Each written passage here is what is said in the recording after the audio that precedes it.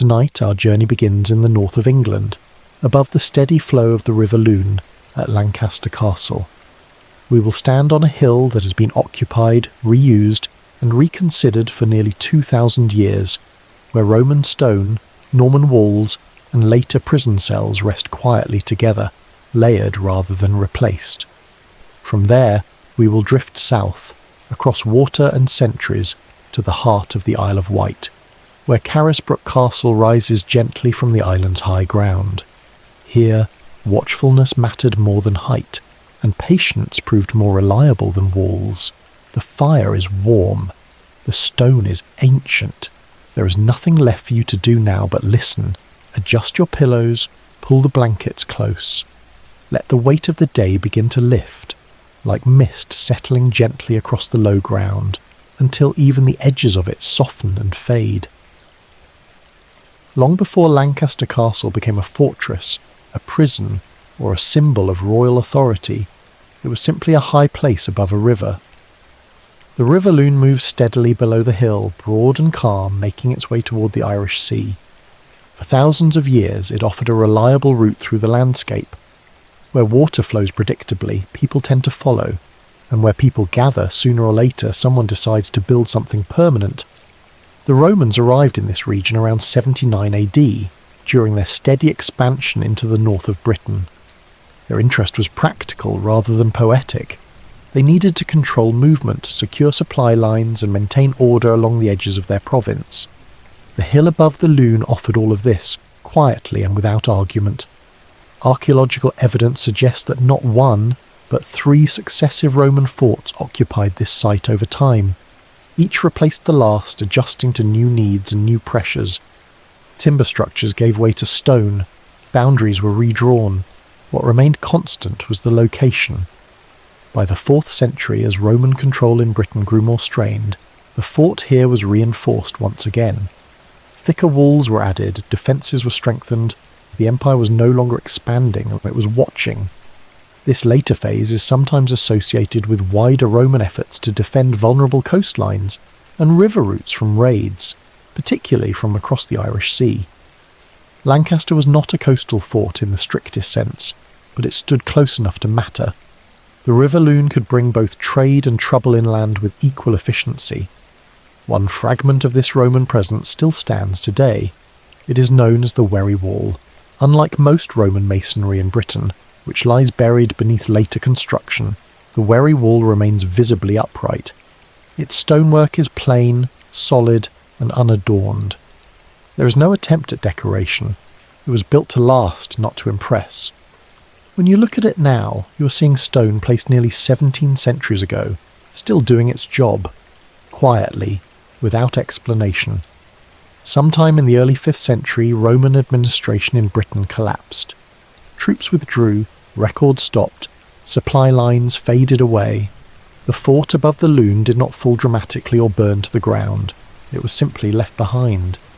What followed is often called the Dark Ages, though the darkness mostly reflects our lack of written evidence rather than a sudden absence of life. People continued to live here. They farmed. They travelled along the river. They reused stone that was already conveniently shaped. The Roman walls, solid and reliable, would have remained a presence in the landscape. They offered shelter. They marked a boundary. They suggested that this hill had once mattered and might matter again. There is some evidence to suggest that a Saxon church may have stood within or near the old Roman enclosure. This would not be unusual. Early churches often reused Roman sites, both for practical reasons and symbolic ones. Stone was already there. So was authority of a kind. The name Lancaster itself hints at this continuity. Derived from Lancastre, it means the Roman fort on the River Lune. Even centuries after the empire's departure, the memory of the fort remained strong enough to define the place. Beyond that, certainty fades. There are no detailed records of kings holding court here, or great battles fought on this hill during the early medieval period. If anything happened, it happened quietly. This long stretch of time, nearly 600 years, is defined less by events than by endurance. Stone stayed where it was placed. The river continued to flow. The hill remained a good place to stand and look outward. By the middle of the 11th century, England itself was about to change dramatically. New rulers would arrive, new priorities would follow, and old sites, long quiet, would suddenly find themselves useful again. The Roman fort above the River Lune had been waiting. When the Normans took control of England after 1066, they brought with them a particular way of organising power. They preferred it visible, elevated, and difficult to ignore. Castles, in other words. For a time, the old Roman site above the River Lune remained quiet, but the reasons it had mattered before had not disappeared. The river still offered a route north, the hill still commanded the surrounding land, and northern England still required watching. In 1093, Roger de Poitou, a powerful Norman noble and relative of William the Conqueror, established a fortress here. The first structure was made primarily of timber, reinforced with earthworks. It was not meant to be permanent, it was meant to be effective quickly. Roger chose the site carefully. From this height, movement along the River Lune could be observed and controlled. Anyone travelling between the northwest and the rest of England would eventually pass nearby. In an age when roads were uncertain, rivers were dependable. This early castle functioned as a statement of authority. It said that the old Roman hill now belonged to a new order. The message was not subtle, but it was efficient. Over the following decades, timber gave way to stone, wood rocks, stone weights. By the middle of the 12th century, a substantial stone keep was under construction. Its exact origins are not entirely clear. Some historians attribute it to the reign of King Stephen, a period marked by civil war and shifting control. Others suggest it may have been built, or at least strengthened during the occupation of northern England by David I of Scotland. This uncertainty is fitting. Lancaster sat close to the border between English and Scottish influence, and control of the region changed hands more than once. The castle did not mind who claimed it, as long as someone maintained the walls. The keep that emerged was formidable. Tall, solid, and unapologetically plain, it dominated the hilltop. Its walls were thick enough to absorb impact and resist fire. Windows were narrow and practical. Comfort was not a priority. Inside, space was limited and vertical. Life here involved stairs, stone floors, and a persistent awareness of gravity. The keep was designed to be defended, not enjoyed. In 1164, Lancaster Castle passed into royal ownership, becoming the direct responsibility of the crown. This marked the beginning of its long history as a royal asset, a status it would retain for centuries. Royal ownership did not necessarily bring luxury, it brought purpose. The castle became a place from which authority could be exercised across the surrounding region. It served as a base for administration, defence, and the occasional reminder that the king's reach extended this far north. Modern comparisons are helpful here. Lancaster Castle was less a residence and more a permanent border checkpoint, equipped with stone walls and a very long memory. By the end of the 12th century, the castle had established itself as a fixed presence in the landscape. It was no longer a reused Roman site or a temporary Norman outpost. It was a castle in the full sense of the word, and it was about to become something more than just a defensive structure. By the opening years of the 13th century, Lancaster Castle had moved beyond its early role as a frontier stronghold. It was no longer simply watching the road north. It was becoming part of the machinery of the English crown. This shift began under King John, whose reign is often remembered for its conflicts, debts, and paperwork. Lancaster suited him well. It was secure, distant, and firmly placed in the north of his kingdom, where loyalty sometimes needed encouragement. Between 1208 and 1215, King John spent the considerable sum of £634 on the castle. By modern standards, this would amount to several £1,000,000. By medieval standards, it was an unmistakable investment. The money went into strengthening the curtain walls, reinforcing towers, and improving the castle's overall defences. One of the most significant additions was Hadrian's Tower, a round tower designed to eliminate weak corners and provide better coverage of the surrounding ground. The castle was not being redesigned for comfort, it was being adjusted for permanence. Lancaster became a reliable base for royal authority in the region. It could house officials, store supplies, and if necessary serve as a secure refuge.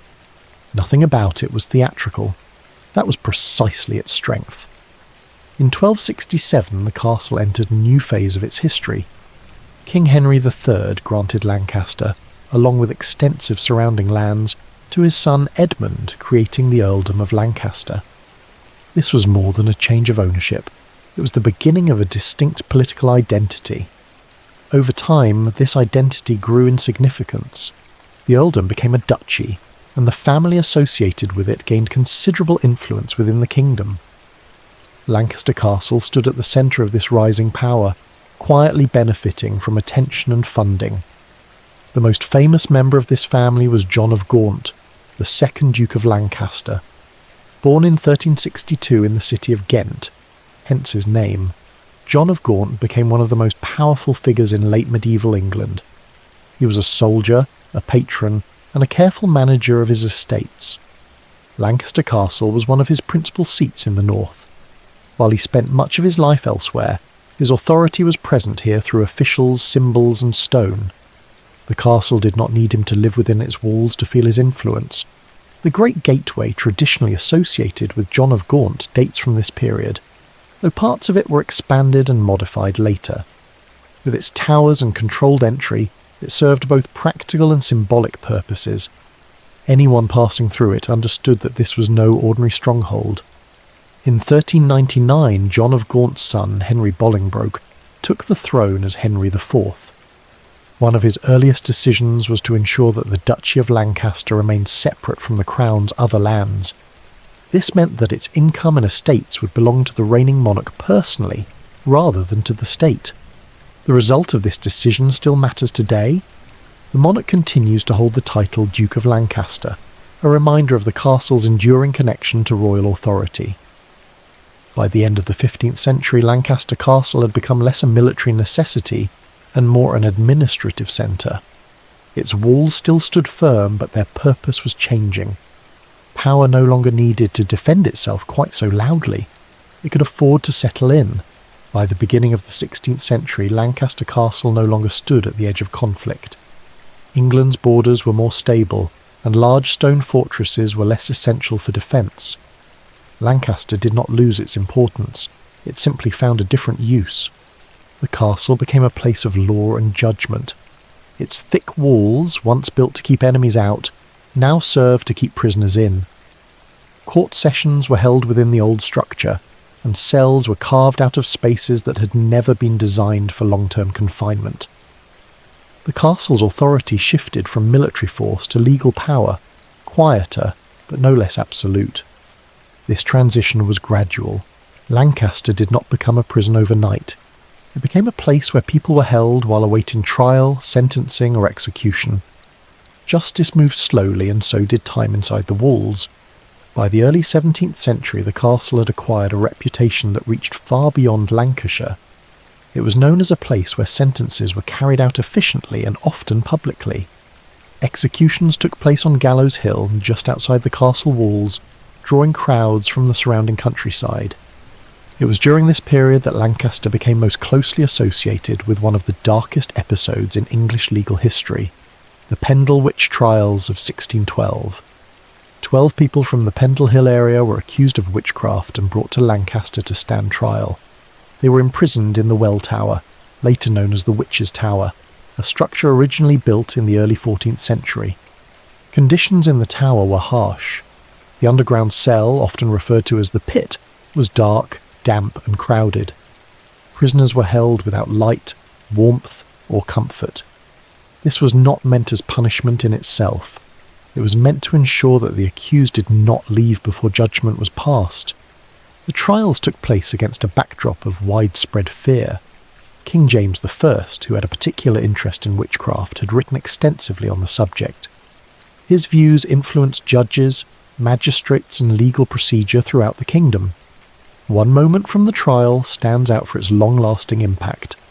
A 9-year-old named Janet Device was permitted to give evidence against her own family members. Her testimony was accepted by the court despite her age. This set a legal precedent that would echo through later witch trials, both in England and elsewhere. The executions that followed were carried out without ceremony. The condemned were taken from the castle to Gallows Hill and hanged. There was no attempt to soften the process. Public justice was meant to be visible. Over time, this pattern repeated. Lancaster's role as a centre of execution continued into the 18th and 19th centuries, earning it the grim reputation of a hanging town. Over the course of the 19th century, only London's Old Bailey would sentence more people to death. Legends grew naturally in such an environment. Stories of curses, restless spirits, and hidden passages began to circulate.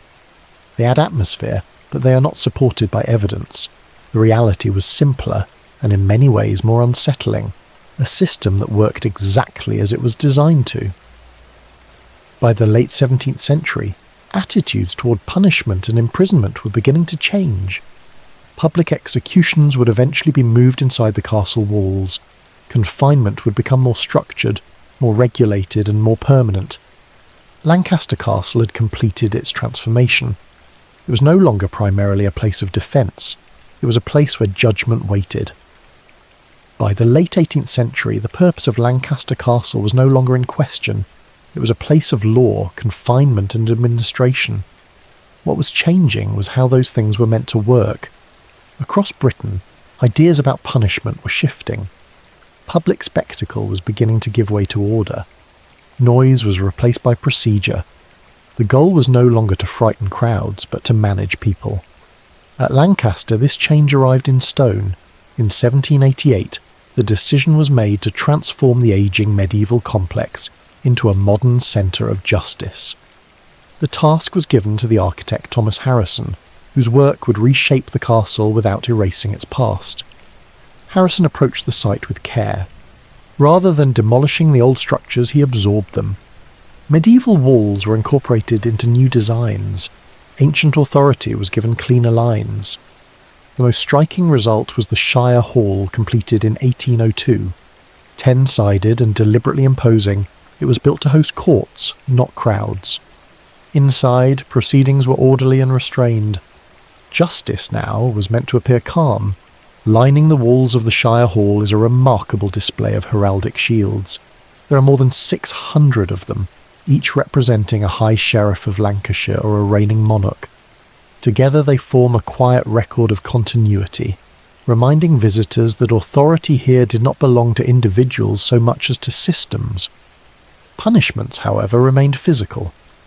In the Crown Court, a small but unsettling object still survives. An iron, once heated and pressed against the thumb of convicted criminals, marked them permanently. An M for murder, a T for theft.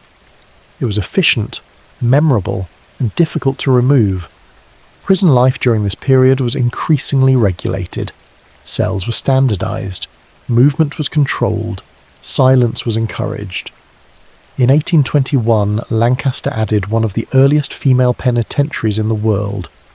The building reflected emerging ideas about surveillance and reform, influenced by early panopticon principles. From a central point, guards could observe multiple cells, reducing the need for constant interaction.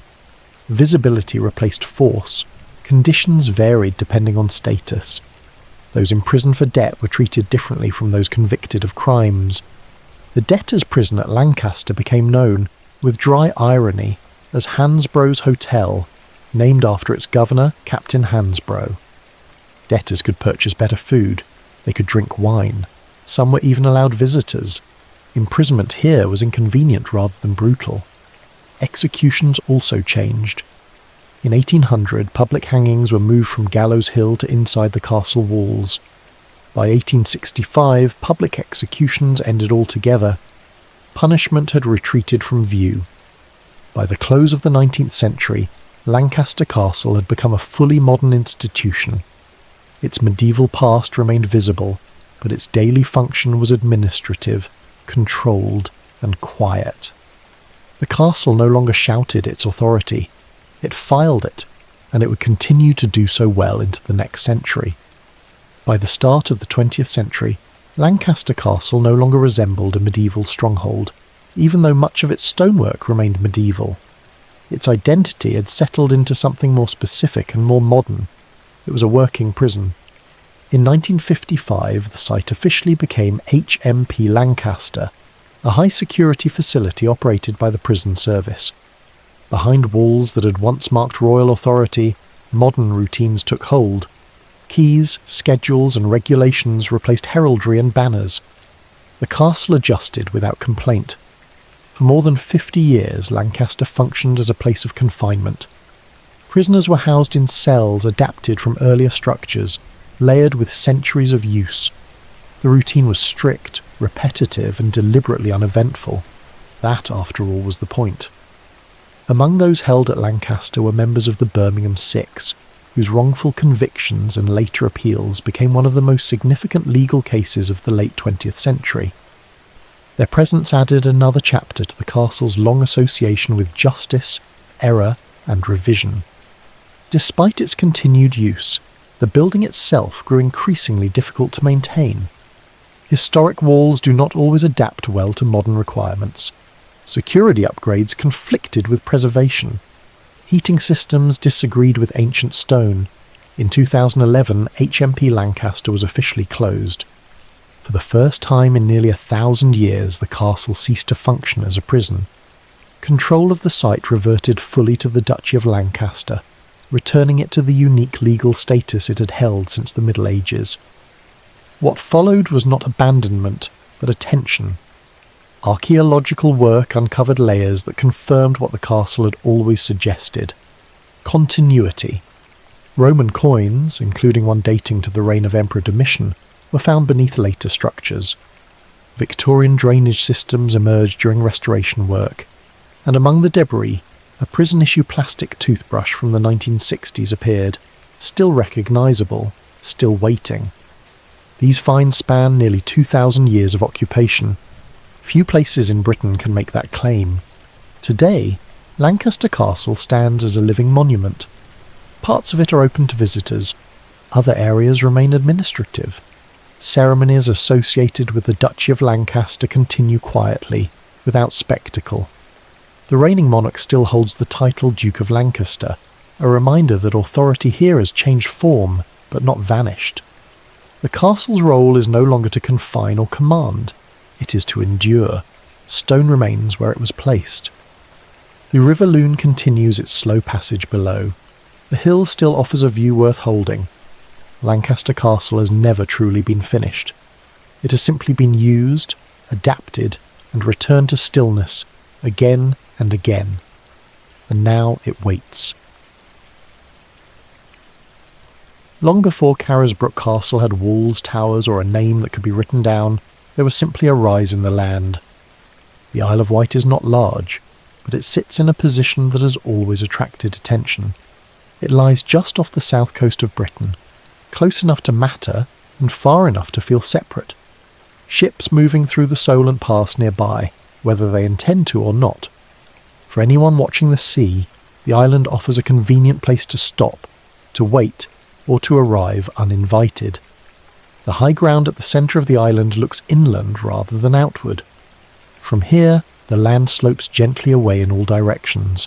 It is a place suited to observation, not spectacle.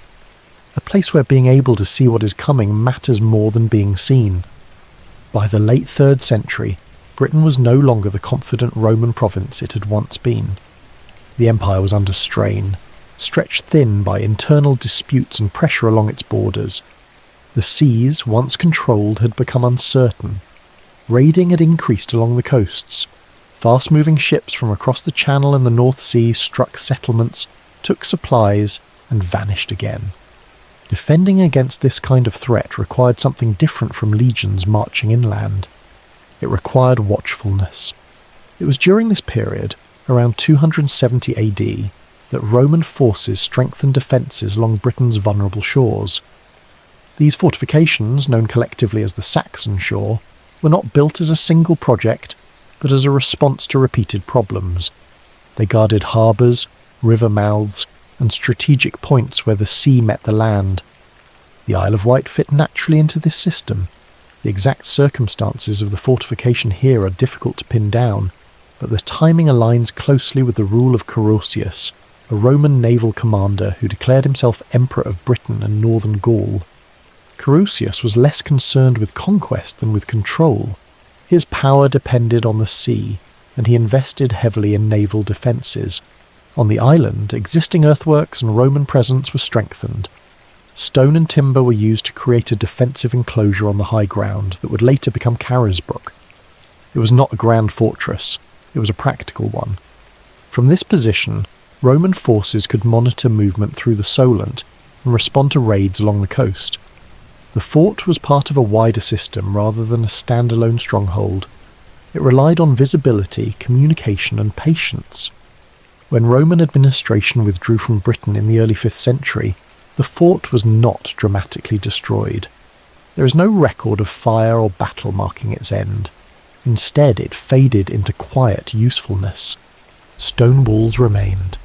Earthworks held their shape. People continued to pass through the area, aware that this place had once been important and might be again. What followed is often described as a period of uncertainty. Written records are scarce, and archaeology fills in only part of the picture. The island did not empty. Farming continued. Small communities persisted. According to the Anglo-Saxon Chronicle, the Isle of Wight was conquered in 530 AD by Cerdic and Cynric, leaders associated with the early kingdom of Wessex. The island was then granted to their relatives Witgar and Stuf. Carisbrooke is traditionally identified with Witgar's burh or Witgar's stronghold. Whether Witgar himself was a historical figure or a later invention remains debated. Some historians suggest his name was created to explain the place name, rather than the other way around. This uncertainty does not diminish the site's importance. If anything, it reflects how old places accumulate stories when written memory runs thin. By the late 10th century, the island once again found itself exposed to pressure from the sea. During the reign of Ethelred the Unready, Viking raids intensified along the south coast. In 998, and again in 1001, fleets associated with Sween Forkbeard used the Isle of Wight as a base. From here they launched raids into Hampshire and Dorset, striking inland before returning to their ships. These were not isolated attacks. They were part of a wider strategy that forced English rulers to pay Danegeld, large sums of silver offered in exchange for temporary peace. The payments worked briefly. They did not solve the problem. There is no direct evidence that Carisbrooke itself was a fully developed stone fortress at this point. However, the high ground later occupied by the castle would have been an obvious place to watch and signal during these years. Even a simple earthwork could provide warning. Sometimes warning was enough. As the 11th century drew on, England remained unsettled. Power shifted. Claims overlapped. The island continued to sit quietly between the mainland and the sea, shaped by forces it could not control. By 1066 another change was coming. This one would not arrive by longship or raid, but by conquest and reorganisation. The high place at the centre of the Isle of Wight had waited before. It would wait again. The Norman conquest of 1066 did not change the Isle of Wight immediately. News travelled slowly, and islands have a way of feeling insulated from events across narrow stretches of water. But the effects arrived all the same, carried by new titles, new loyalties, and new expectations of control. William of Normandy understood the value of the island very clearly. It guarded the western entrance to the Solent and sat close enough to the coast to serve as both shield and warning. Whoever held the Isle of Wight held a quiet advantage. Soon after his victory, William granted the island to William Fitzosborne, one of his closest allies, and a man he trusted to keep order in uncertain places. Fitzosborne did not need to invent a new site for his stronghold. The high ground at Carisbrooke had already proved its worth. The early Norman castle reused existing Roman and Saxon earthworks, raising a motte over the old defences. At its summit stood a timber structure, functional and temporary. The goal was not elegance, it was dominance. From this height much of the island could be observed. Movement along roads and paths was visible. Any sign of unrest could be addressed quickly. Carisbrooke became less a refuge and more a watchful presence. This arrangement did not last quietly. In 1107, Fitzosborne's son Roger de Breteuil rebelled against Henry I. The rebellion failed, and its consequences were decisive. The Isle of Wight was seized by the Crown, a reminder that even trusted families could be replaced if they grew too independent. For a time, the island remained under royal control, but kings rarely managed distant territories directly for long. Soon, authority passed again, this time to the de Redver family, who would dominate the island's history for nearly 2 centuries. Under the de Redver, Carisbrooke developed into a fully realised Norman stronghold. The timber structure atop the motte was replaced with a stone shell keep, forming a solid crown around the summit. This was not a single tower, but a ring of stone walls enclosing the highest ground. The design was deliberate. From within the shell keep, defenders could see in every direction. Rebellion, if it came, would not be subtle. The de Redver ruled the island with unusual independence. They administered justice, collected revenues, and maintained defences with minimal interference. In practice, they functioned as kings of the island, though the title remained unofficial. Carisbrooke was central to this authority.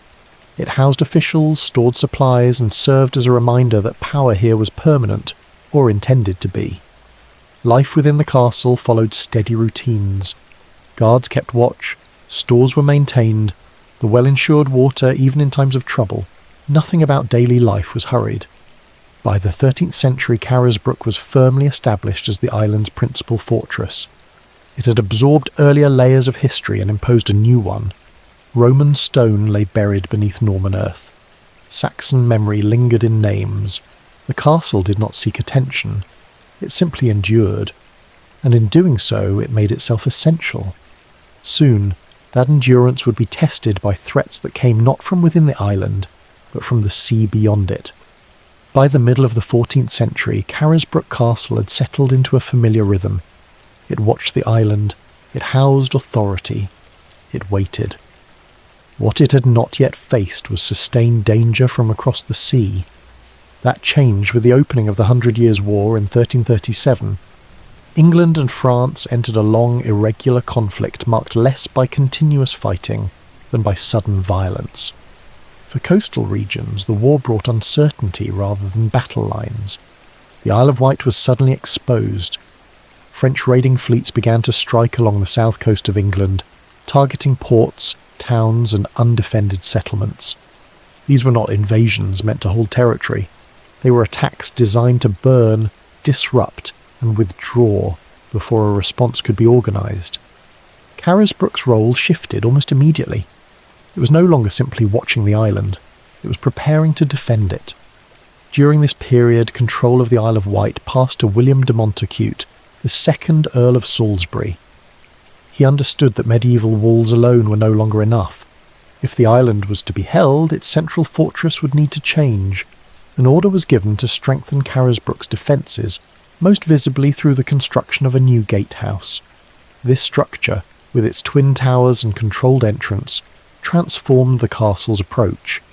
Anyone entering would now pass through a narrow, deliberate sequence of gates, doors, and guarded spaces. The gatehouse was not decorative. It was built for endurance. Its towers allowed defenders to watch the approach road and the surrounding ground. Openings were narrow and practical. Stone was layered to resist both fire and force.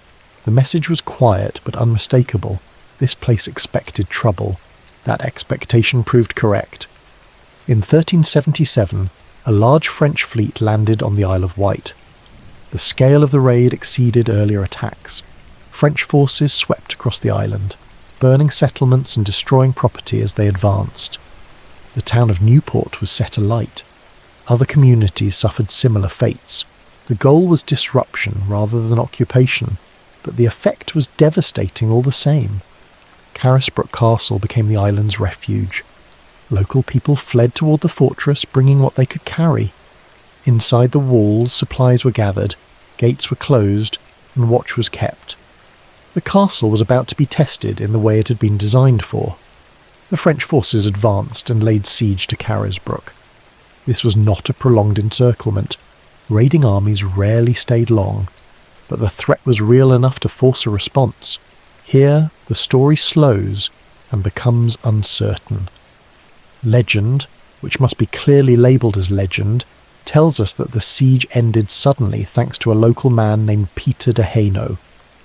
According to the tale, he fired a single well-aimed shot, sometimes said to be a silver arrow, sometimes a crossbow bolt, through a narrow opening in the castle's defences. The shot struck and killed the French commander. Leaderless, the French force is said to have withdrawn. It is a compelling story. It has been repeated often, and it fits neatly into the tradition of heroic defence. There is, however, no contemporary evidence to confirm it. What we do know is simpler and more typical. The French raid did not achieve its objectives at Carisbrooke. The castle held. Supplies ran low on the attacker's side.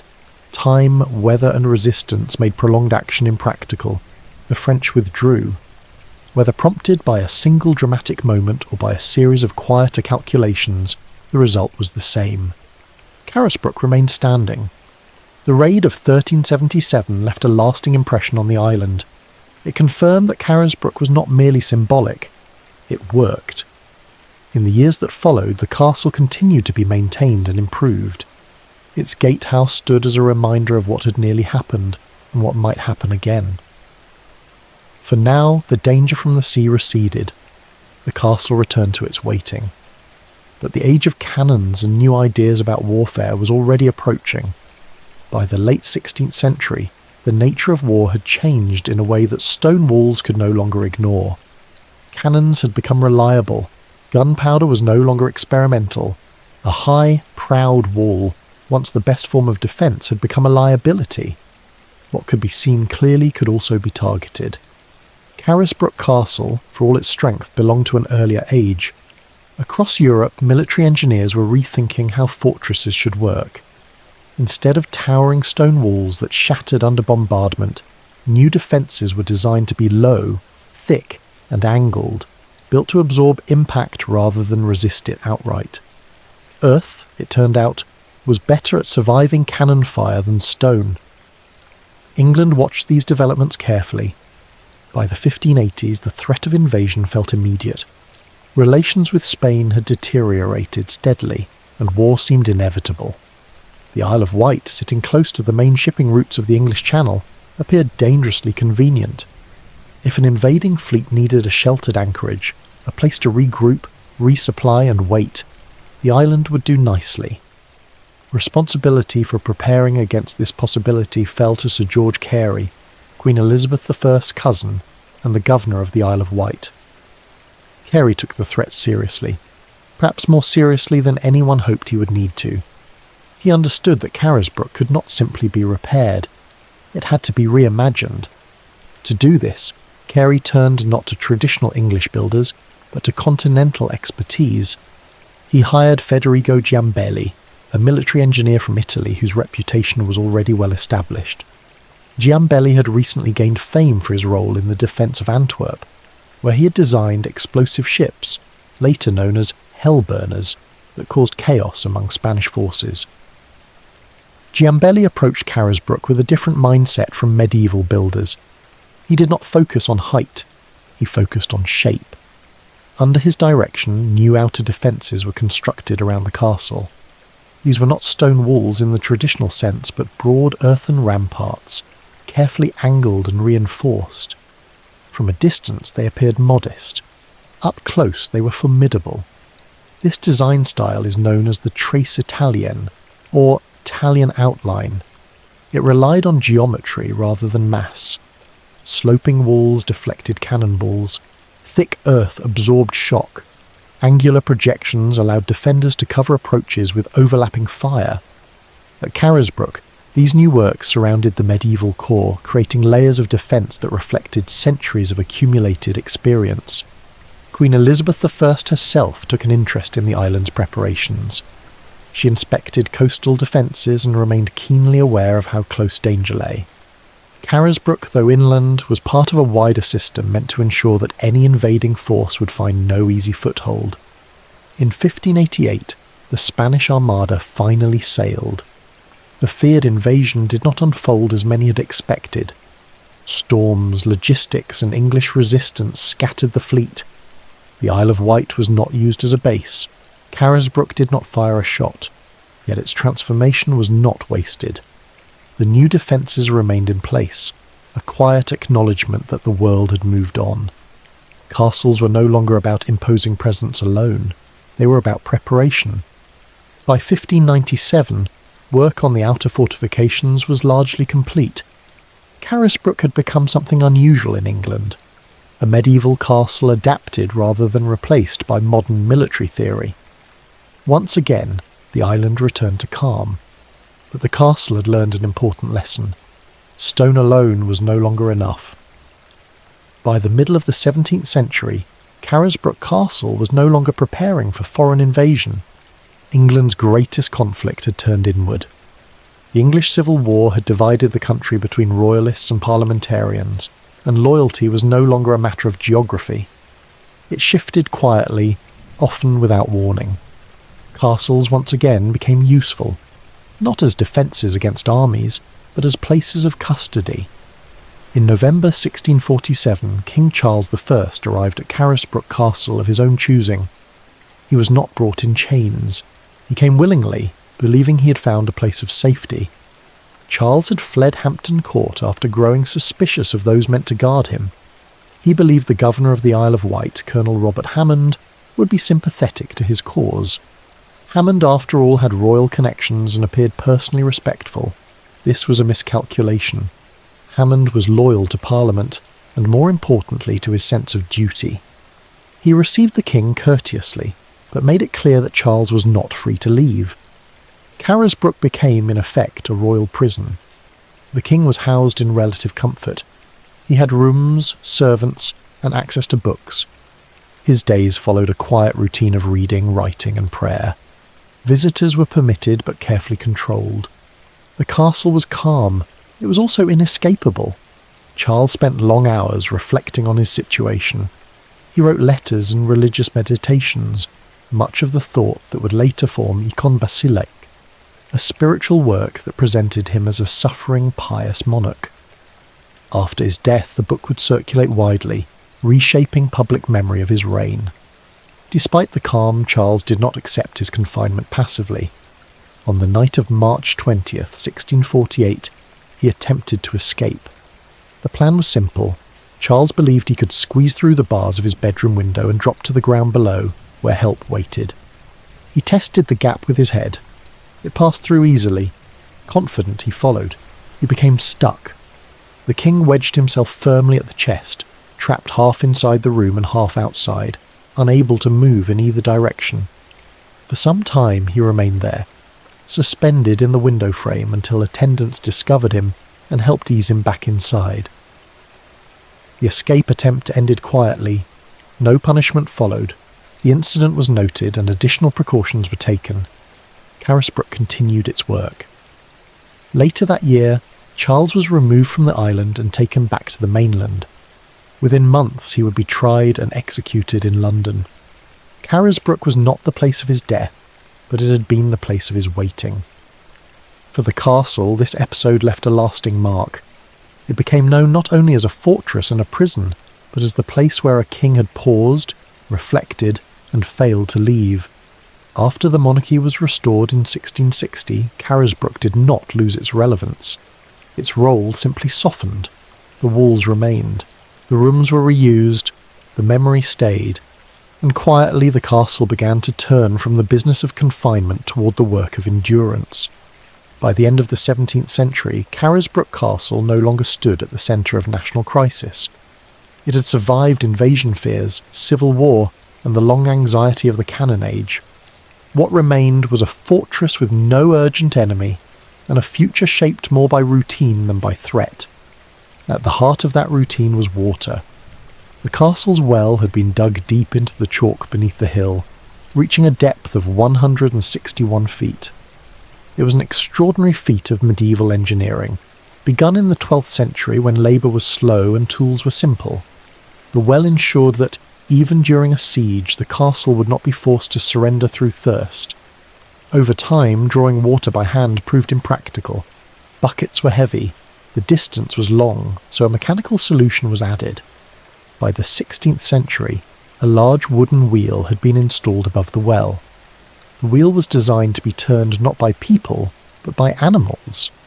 A steady, circular motion raised water reliably, hour after hour without complaint. In later years, donkeys became the preferred workers for this task. They were small, strong, and patient. Their use was formalised by the late 17th century, replacing earlier systems that relied on prisoners or manual labour. The donkeys walked slowly inside the wheel, pulling the rope that lifted water from the depths. It was not dramatic work, it was effective. A tradition developed over time. Each donkey was given a name beginning with the letter J. This is often said to honour Jacobus, the Latin form of James, referencing King Charles I, who had once been held here. Whether this connection is documented or simply repeated with affection is unclear. What matters is that the tradition endured. The castle itself entered a quieter phase. In the 18th century, Carisbrooke remained in use as a military store and administrative centre, but it was no longer central to defence. The island's security relied increasingly on naval power and coastal batteries rather than inland fortresses. By the Victorian era, attitudes toward the past had begun to change. Ruins were no longer seen as failed buildings, but as historical inheritance. Carisbrooke benefited from this shift.